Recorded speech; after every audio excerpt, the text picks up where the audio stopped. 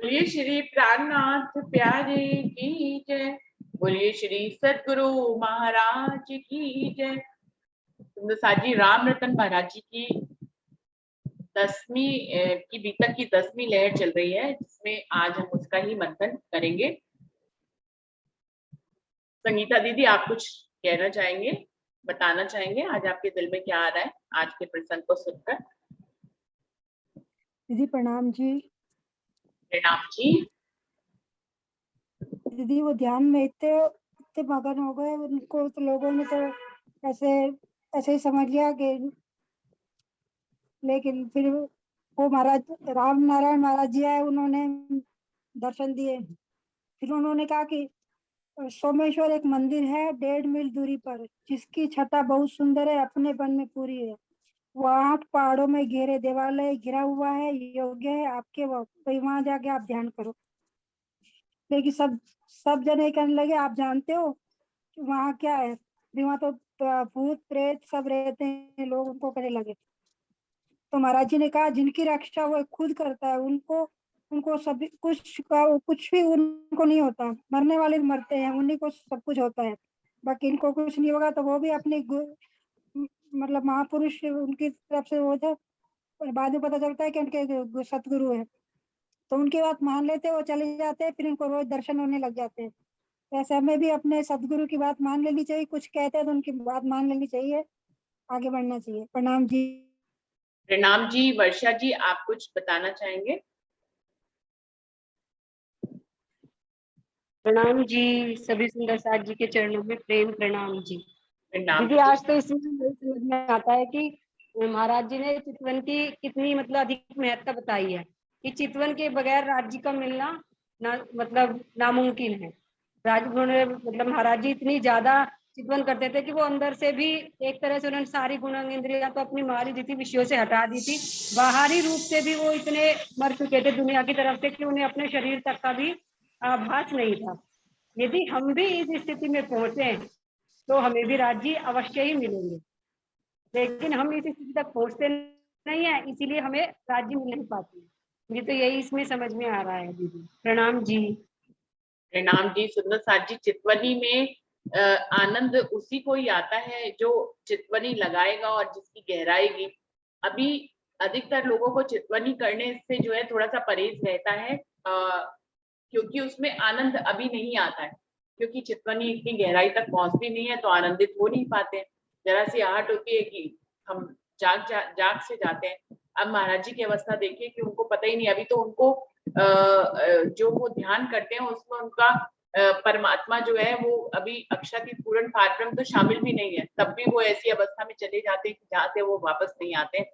तो अंदर अपने अंदर जाकर ध्यान करना ये बड़ी गहरी अवस्था होती है, हर कोई इस अवस्था को प्राप्त नहीं कर पाता है। महाराज जी को ये सहजता से प्राप्त थी, पहले से ही अभ्यास कर करके उनको पहले से ही सहजता से प्राप्त थी। अब तो उनको सतगुरु का संग मिल जाएगा तो उनकी जो ध्यान है उसको सही दिशा मिल जाएगी, पहले वाला ध्यान उनका खत्म हो जाएगा। कोई और सुंदर साथ के दिल में कोई बात आ रही हो तो जरूर से हमें शेयर कर सकते हैं। अरुणा दीदी, ज्योत्सना बहन, मीनू दीदी, किसी की भी दिल में कोई बात आ रही हो, शशि दीदी, तो जरूर से बताएं। कोई और सुंदर साथ? प्रणाम जी दीदी। दीदी, प्रणाम एक चीज जी। और आ रही है इसमें समझ में कि अब तक महाराज जी को जैसे हनुमान जी ने दर्शन दिए, शिव शंकर जी ने दर्शन दिए, लेकिन उन्होंने किसी की बात नहीं मानी।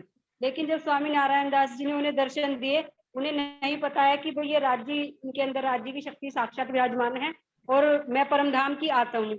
लेकिन फिर भी वो मतलब अनजाने में भी उनकी बातों से प्रभावित हो रहे हैं और जैसा वो कह रहे हैं वैसा ही कर रहे हैं।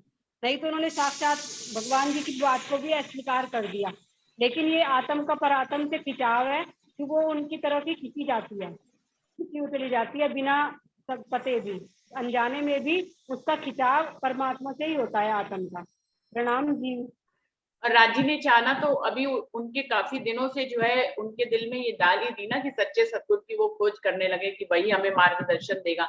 महाराज जी को कहीं ना कहीं ये लगता था कि उनका मार्गदर्शन सही नहीं है, पूरी दुनिया में इतने लोगों से वो मिलते हैं, लेकिन उनको लगता कि कुछ ऐसा जो है अकेलापन, वीरानापन, वो अपने दिल में एक विरह सा अनुभव करते थे कि कोई परमात्मा है जो मुझे अभी तक नहीं मिला है। तो सच्चे सद्गुरु की खोज के लिए तो महाराज जी बड़े गए थे, तो राज जी ने स्वयं ही अपने परमधाम के आत्म के दिल में ये चाहना डाल दी थी कि वो सच्चे सद्गुरु से मिले, और फिर उन्हें जो है कोई भी साधन करके उनको अपने सद्गुरु से मिला भी दिया राज जी ने।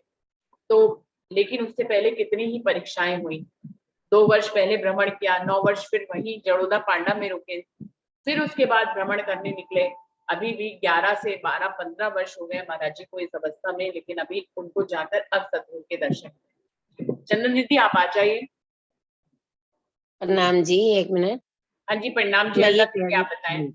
मैं ये कह रही थी, अभी हमने जो अभी अपन ने पढ़ा 10वीं लहर में, मतलब अभी भी वो उनको आदर्श पुरुष कह रहे हैं। ऐसा नहीं है, अभी कोई भी दोनों में ऐसी भावना नहीं आई, रूह वाली बात कोई नहीं हो रही अभी तक।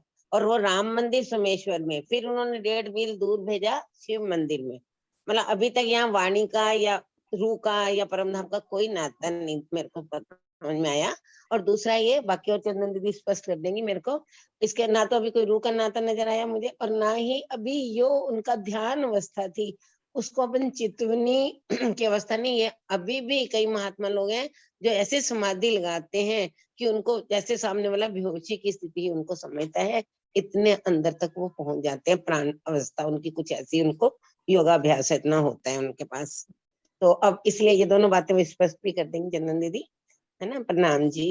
प्रणाम जी, चंदन दीदी बता देंगी। चंदन दीदी आप आ जाइए।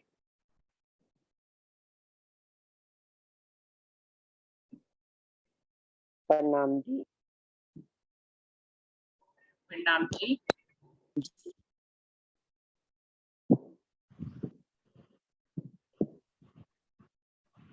फोन करना है एकदम से।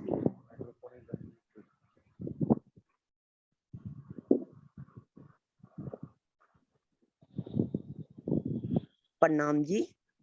प्रणाम जी। सुनाई दे रहा है ना? हाँ जी दीदी। अच्छा जी। बोलो सतगुरु महाराज की जय। आज का ही प्रसंग डिस्कस करूं कि जो पिछली बात है पहले उसे कंटिन्यू कर ले?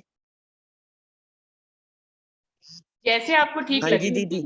जैसे आपको ठीक लगे देखो दीदी। देखो, पिछली प्रसंग में सिर्फ एक बीच में यही रह गया था, द्वारका धाम का। अगर पहले वो कर ले, वो थोड़ा सा ही है, तो फिर हमारी कंटिन्यूशन रहेगी आज। पिछली कर लो दीदी। ठीक है दीदी, हाँ ठीक है। जी। हाँ जी। तो पिछले प्रसंग में हमने क्या देखा, जब महाराज जी गुलमर्ग के बाद अलग अलग जगहों से होते हुए, शॉर्ट में बता देती हूँ, जब गोमती नदी के किनारे एक महात्मा जी की कुटिया पर ठहरे, फिर उसके बाद द्वारका जी पहुंचे, तो द्वारका जी में नरसिंह मंदिर में रुके और वहां पे सुबह जाके जब द्वारका धाम के दर्शन करने लगे, तो यहाँ पर महाराज जी, हमने बोला ना, महाराज जी हमें रास्ता दे रहे हैं, महाराज जी हमें एक आईना दिखा रहे हैं। तो इस प्रसंग में महाराज जी ने धर्म में चल रहे पाखंडों पर प्रहार किया है। अभी तक हम सभी देखो यही डिस्कस कर रहे हैं कि महाराज जी के पास कोई बानी नहीं, महाराज जी के पास कोई देखो बानी में तो एक राह दिखाई गई है ना। बानी में ये साफ कहा गया है, क्या कहा गया है? बानी दिख दिख पड़ो ते मान, वो जो बेचत है भगवान। तो बानी में तो एक राह में दिखाई गई है ना। महाराज जी के पास अभी कोई बानी नहीं है, पर महाराज जी के अंदर बानी में दर्शाई गई सारी राह ऑलरेडी ही जैसे अंकित है और उस राह पे वो चल रहे हैं। तो ये जो राह बानी में दर्शाई गई है, उस राह पे तो महाराज जी ने द्वारका जी चल के दिखाया। क्या दिखाया हमें? कि परमात्मा के नाम पर, परमात्मा के दर पर, खुदा के नाम पर कितनी ही लूट घसोट हो रही है। कर के नाम पर परमात्मा के दर्शन करने के लिए भी कर चुकाना पड़ेगा। कितनी अजीब बात है, कैसी दुनिया ये, ऐसी दुनिया, ऐसी माया की प्रबल चाहना कि इस माया के लालच ने खुदा को भी नहीं बख्शा। इन्होंने खुदा को भी कमाई का ही जरिया बना लिया और फिर खुद धार्मिक कहला रहे। इतनी अजीब बात है, कैसी दुनिया में हम रह रहे हैं और हम इन्हीं के चुंगल में फंस गए और हम इन्हीं के चुंगल में फंस रह जाते हैं और इन्हीं को ही हम माथा टेक रहे होते हैं। महाराज जी में इतना समर्थ, क्या इतना समर्थ हमारे में है? क्या इतना दम है? क्या इतना बल है हमारे में कि हम भी ऐसी व्यवस्थाओं को ठोकर मार के, महाराज जी ने तो अकेले ही आवाज उठा के दिखाई पूरी व्यवस्था के खिलाफ। कोई छोटा मोटा ये क्या कहते हैं द्वारका धाम नहीं है, पूरी व्यवस्था के खिलाफ।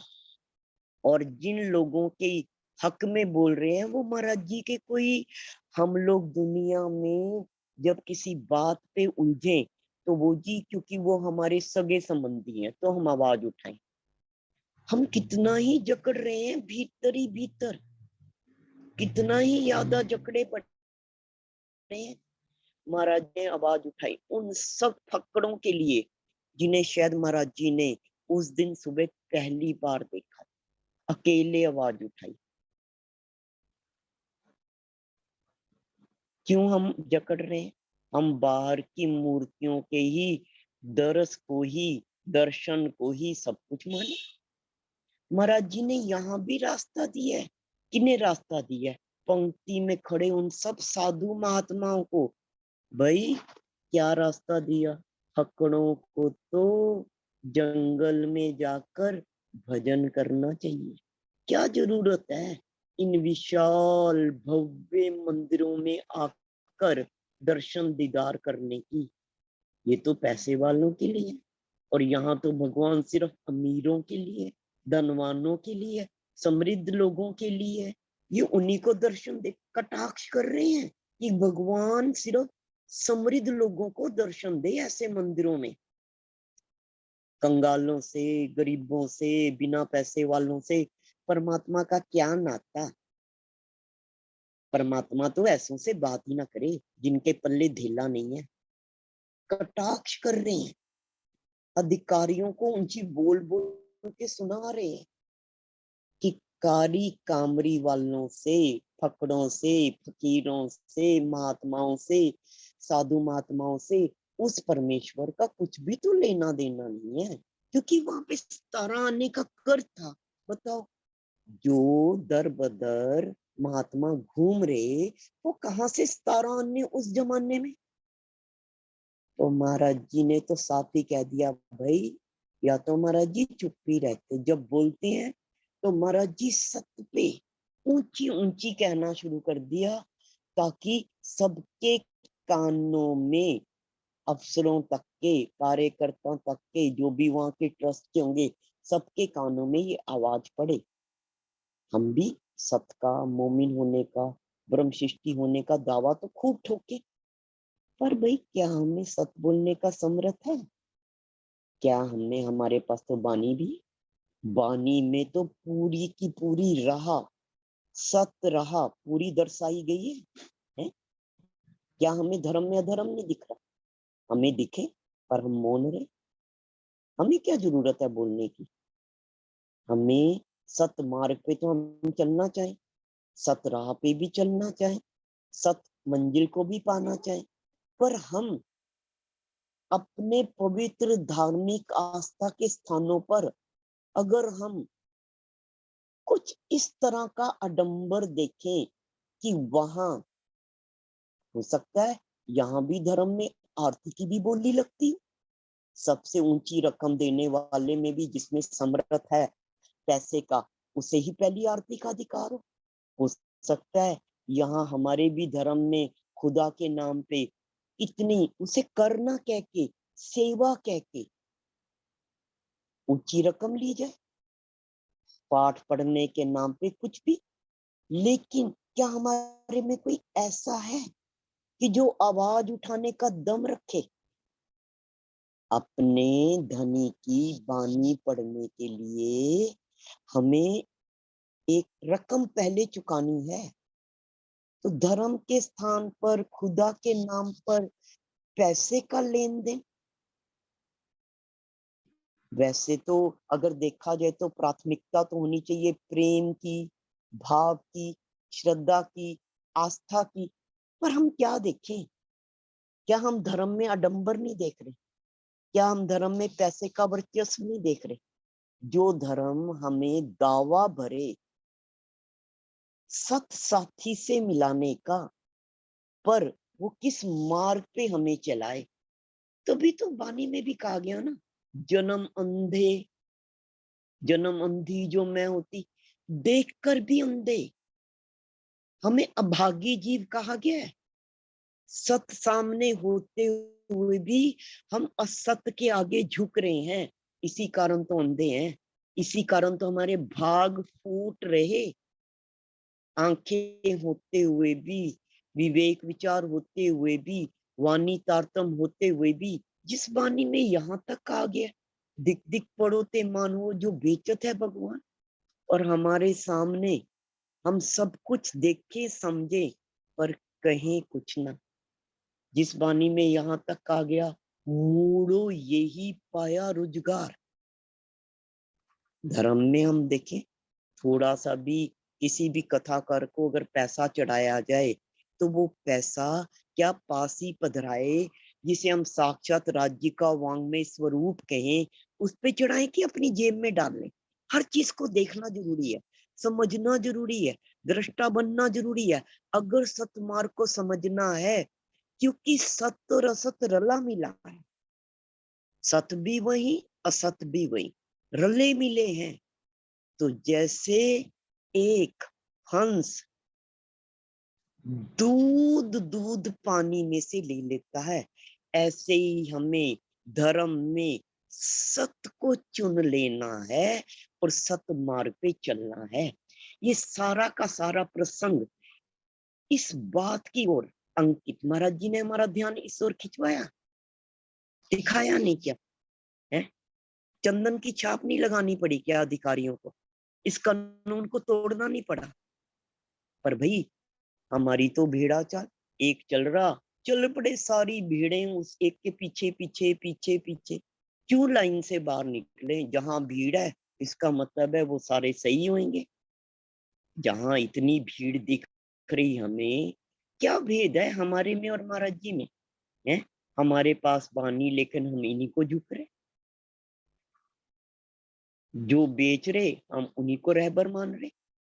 महाराज जी के पास जाहिरी तौर पर कोई भी तो रहबर नहीं, जाहिरी तौर पर कोई भी तो बानी का दर्शाई एक भी बात, लेकिन उस बानी की एक एक बात अभी तक बानी का जगह जगह चौपाइयों के साथ मिलान किया गया कि देखो बानी ना मिलने पर भी बानी महाराज जी की रहनी में उतरी हुई है।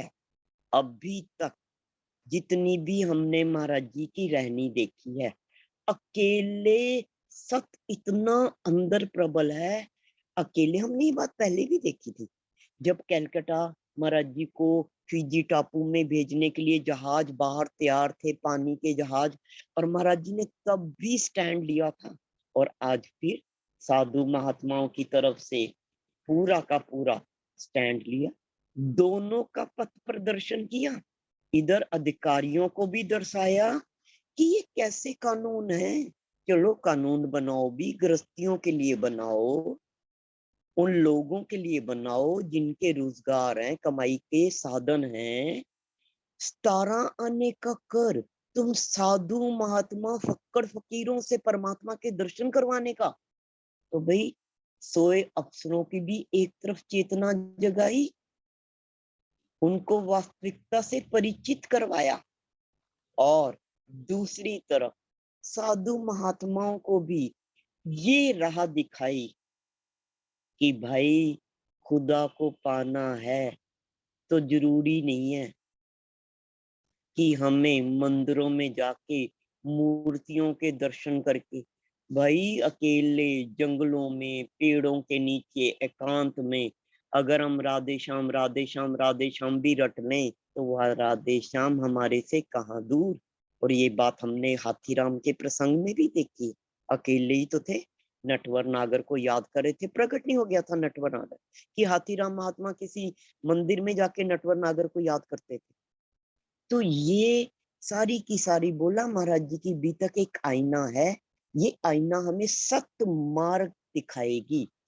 तो ये सत मार्ग, ये सारा प्रसंग छोटा सा इसीलिए बीच में से जरूर कहा गया कि महाराज जी के, दादा गुरु महाराज के मिलन से पहले इस प्रसंग को बताना जरूरी है, ताकि हमें पता चले हम कहाँ अटक रहे हैं। और इस प्रसंग के बाद महाराज जी कुछ और स्थान जैसे चंदौर, अमलनेर, दुतिया होते हुए सोनगिरी जा पहुंचे। अब सोनगिरी का महाराज जी तो संत महात्माओं में, ये साधु फकीरों फकड़ों में ही उठा बैठे करते थे। तो जब महाराज जी इन लोगों में, जैसे रात के टाइम धुने के आसपास या वैसे ही पैदल यात्रा करते समय, तो वहां रास्ते में एक ऐसा भी इन्हें व्यक्ति मिल गया, व्यक्ति एक ऐसा भी जिसने ये सुझाव दिया।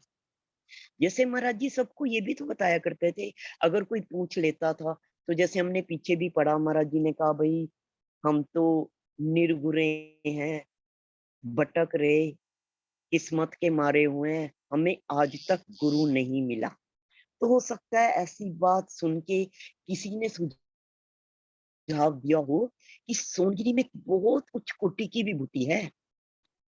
तो महाराज जी तो इसी खोज में थे। अगर कोई ये बता दे कि वहां बहुत उच्च कोटि के, वो कोई महात्मा नहीं थे, वहां पे कोई गादीपति नहीं थे। दादा गुरु महाराज एक गृहस्थ थे, ठठेरेगिरी का काम करते थे, एक साधारण गृहस्थ की तरह वहां सोनगिरी में जीवन व्यतीत कर रहे थे। किसी मंदिर के गादीपति नहीं थे, कोई महंत नहीं थे, कोई पुजारी नहीं थे, पर फिर भी पता चलने पर महाराज जी अमलनेर तक दुतिया से होते हुए सोनगिरी जा पहुंचे।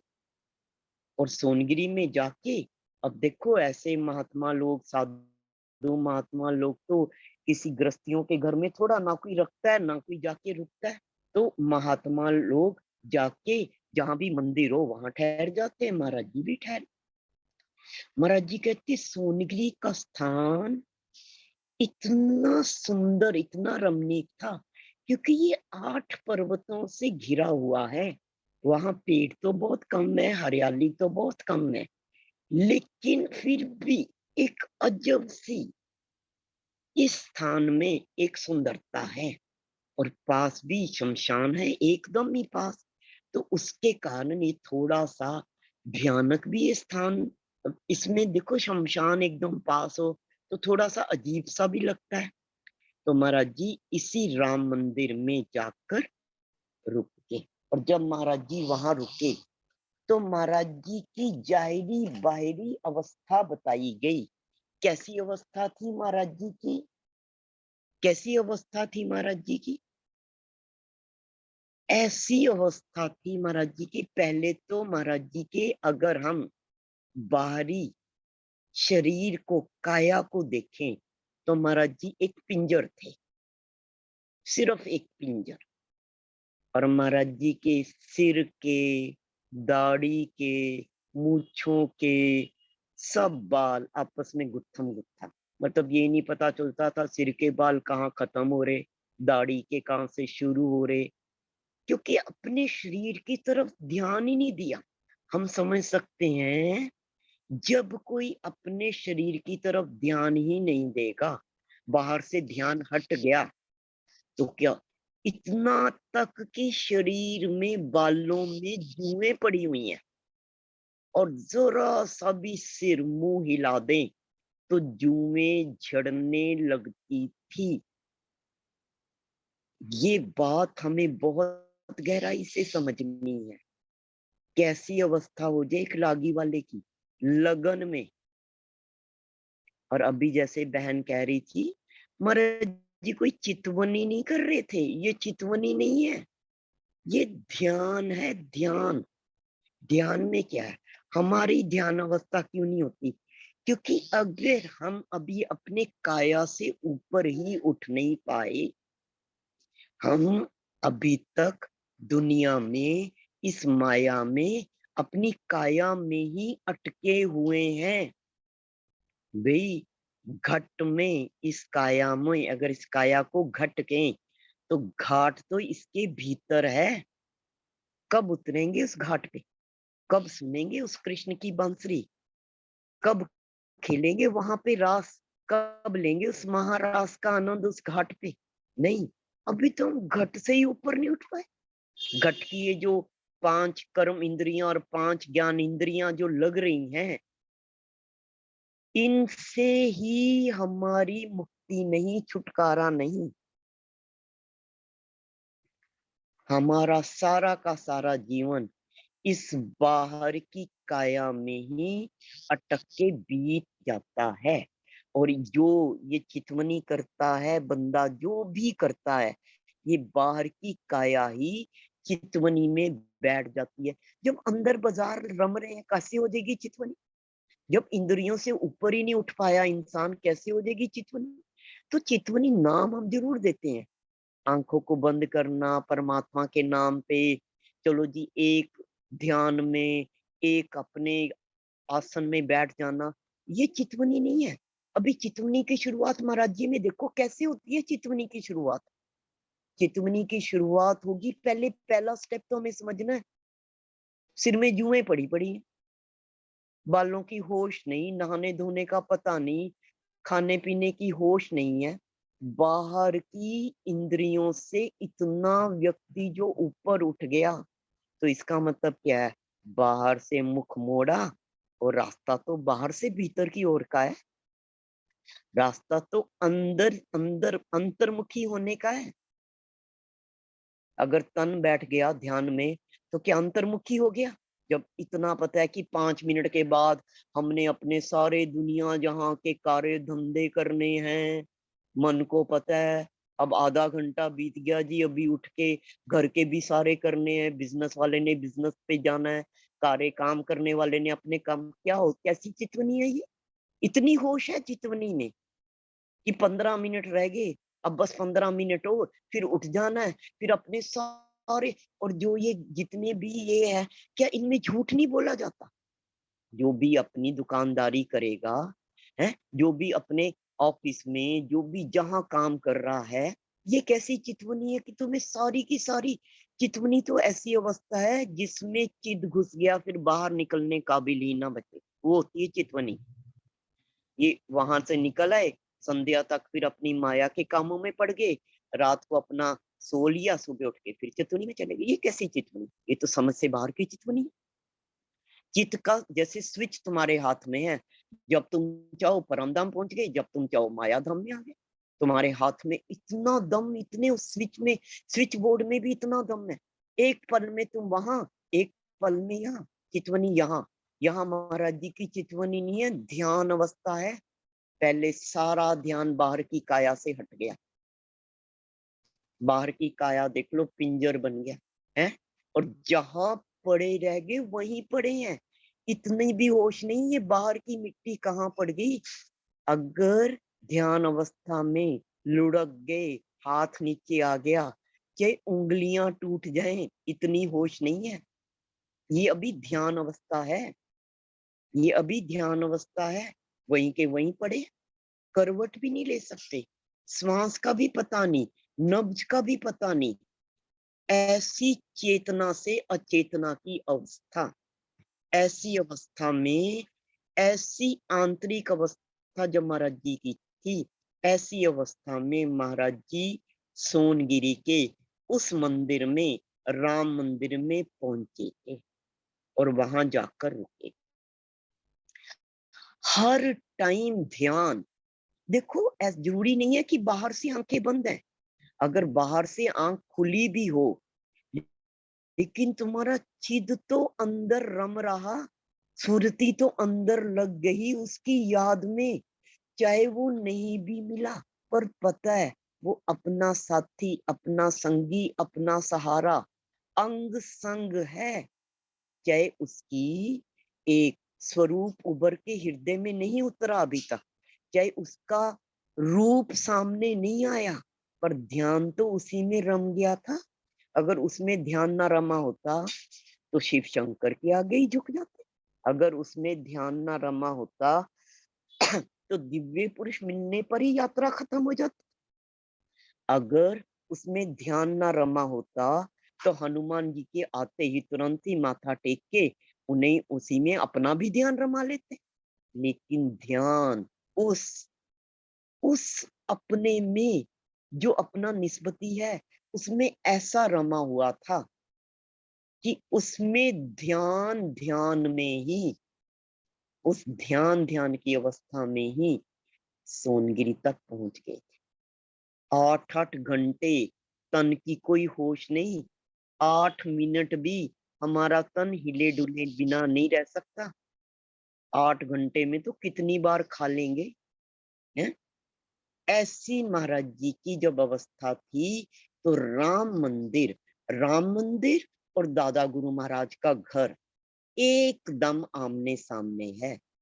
राम मंदिर और सामने सड़क के बाद जो दादा गुरु महाराज का घर है, वहां उनके घर का दरवाजा नहीं है, मुख्य द्वार नहीं है, दीवार है, मुख्य द्वार दूसरी तरफ है।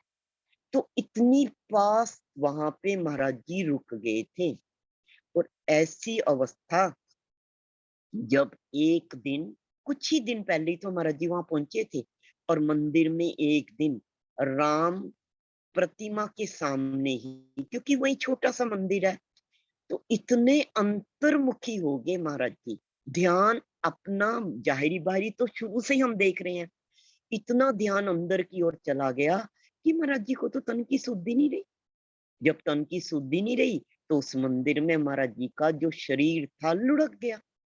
अब शरीर लुढ़क गया, जितने भी लोग सुबह मंदिर आते हैं जाते हैं माथा टेकने के लिए, क्योंकि हर गृहस्थी का एक नियम है, अपना काम धंधा शुरू करने से पहले वो माथा टेक के अपना करेगा। घरों के बीच में ही छोटी सी तो बस्ती है, आसपास सारे घर ही तो हैं, घरों के बीच में ही तो एक मंदिर है छोटा सा।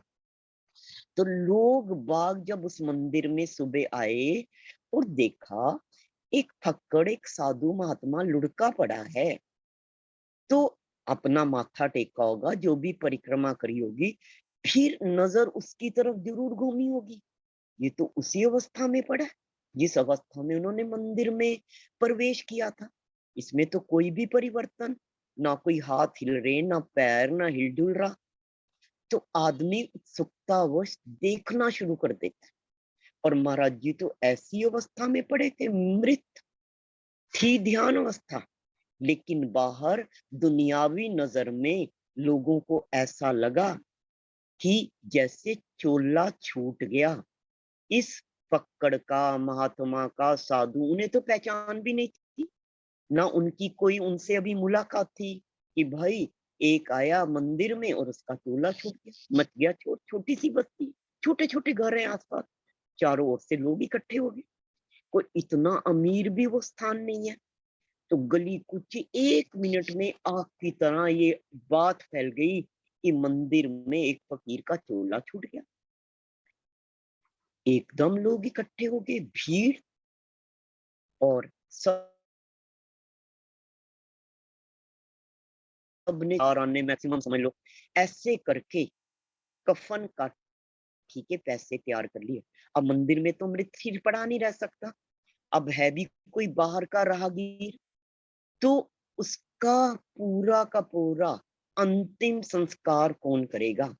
तो लोग बाग जो धार्मिक विचारों वाले जितने भी इकट्ठे हुए, उन सब ने सोचा भाई इस फकीर जो मर गया है इसकी अजल मजल करवा दो, मिलके इसका शरीर, मृतक शरीर उठा दो और इसको, इसका दाह संस्कार करवा दो। फटाफट लोगों ने ऐसे काम में सबने मिलजुल के कफन काठी तैयार कर ली। सारे आ गए, सामान भी इकट्ठा हो गया, भीड़ भी इकट्ठी होगी। तो भी दादा गुरु महाराज की जो पत्नी थी, दादा गुरु महाराज की घर से जो थी, तो उसने भी शोरगुल सुन के, जब उसने बाहर ये देखा और सारी इस बात से परिचित हुई, तो उन्होंने घर के अंदर जाकर दादा गुरु महाराज से जाने अपने पति से प्रार्थना करी कि भाई एक बार आप भी जाकर देख लो। तो उनके कहने पर दादा गुरु महाराज जब मंदिर में आए तो उन्होंने देखते ही समझ लिया कि ये तो योग अवस्था में है, इसकी तो सुरती ऊपर चढ़ गई है। तो दादा गुरु महाराज ने महाराज जी को उसी पल पहचान लिया कि इसकी अंदर की अवस्था कितनी ऊंची स्टेज पर है। आती तो बोला बोला किसने कहा मृतक है? जो कहता है बकता है।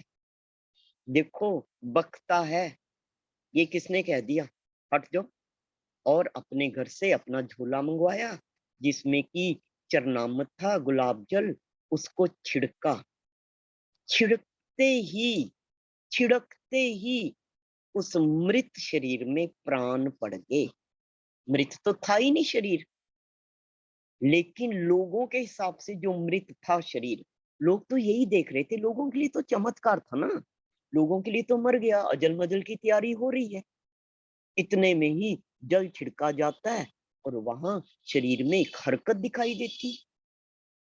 इतने में तो और महाराज जी को तो होश आ गई, वो तो उठ बैठे। वहां तो और जमावड़ा इकट्ठा हो गया। अब उनके लिए तो चमत्कार हुआ, एक मृत मरा हुआ जीवित हो गया। अब महाराज जी ने जैसे ही दादा गुरु महाराज को देखा, तो भाई ये भी तो हमें समझना है, जिसने दिव्य पुरुष के आगे नहीं झुका, भाई बंधु हमें तो माफ करो, हम तुम्हारा कहना क्यों माने। जिसने शिव शंकर के आगे भी हाथ जोड़ दिए, भाई हमने तो प्रण कर लिया 5 दिन बाद भोजन करेंगे, हम आपका प्रसाद कैसे ग्रहण कर लें। जिसने हनुमान के लिए जगह जगह से मुंह मोड़ लिया हर दिशा में, उन्होंने इस पुरुष को, इस महापुरुष को देखते ही अपना परिचय दिया। ये जाहिरी बाहरी परिचय था, ये अंदरूनी नहीं था। देखो सब लोगों के सामने ये तो पूछा ही गया ना कि कहाँ से आए, कहाँ के हो। तो इतने में ही दादा गुरु महाराज ने उनके भीतर तक को टटोल लिया। बाहर का परिचय लेते लेते ही, परिचय तो जाहिरी बारी तन ही सारा दे रहा था, परिचय तो वो मृत शरीर ही सारा दे रहा था। और दादा गुरु महाराज तो स्वयं श्री राज जी थे, उनके लिए तो वो तो स्वयं इंतजार में बैठे थे। अगर इधर से राम रतन महाराज जी, जो कि झंडू दत्त हम कहते हैं, जो कि बाद में राम रतन बने, जो कि श्यामा जी आत्मा महारानी थी, अगर इधर से हादी उनकी खोज में अपने श्याम की तरफ चल रहा था, तो उधर तो श्याम भी तो इंतजार में बैठा था। पर मिलन मिलन ये खेल का एक वो है कि खुद अगर ये सोचो, अगर पहले दिन ही दादा गुरु महाराज को पहचान है और वो पहले दिन ही झंडू दत्त को, वो 5 साल का, और वहीं जड़ोदा पांडे आके उसे उसे ग्रहण कर लें अपने शिष्य के तौर पे कि भाई तू ही मेरी वो आत्मा है, तो भाई हमें रास्ता कहाँ से मिलता। हम अपने जीवन में आए जगह जगह पे तरह तरह की माया के जो प्रहार हैं, हमें सारा रास्ता हमें भी तो समझना। और ऐसे ही क्या श्यामा जी महारानी की आत्मा हम उन्हें मान लेंगे? उनकी एक एक कड़ी परीक्षा नहीं देखी हमने क्या? तो दादा गुरु महाराज ने महाराज जी को पहचान लिया।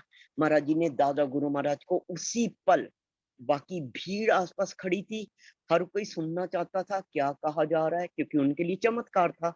और क्या जो जाहिरी बाहरी बोला जा रहा था, उसके एकदम जो बातूनी बात हो रही थी, वो दोनों की नजरों ने एक दूसरे को पहचान लिया। बाहर की भीड़ खड़ी थी, बाहर की बात हल्की फुल्की जो भी उन्होंने समझी, साथ की साथ दादा गुरु महाराज ने आदेश दिया, भाई आप सोमेश्वर चले जाओ। और महाराज जी उसी पल उठ के सोमेश्वर चले गए। सोमेश्वर वहां से 1.5 मील की दूरी पे है उस मंदिर से। और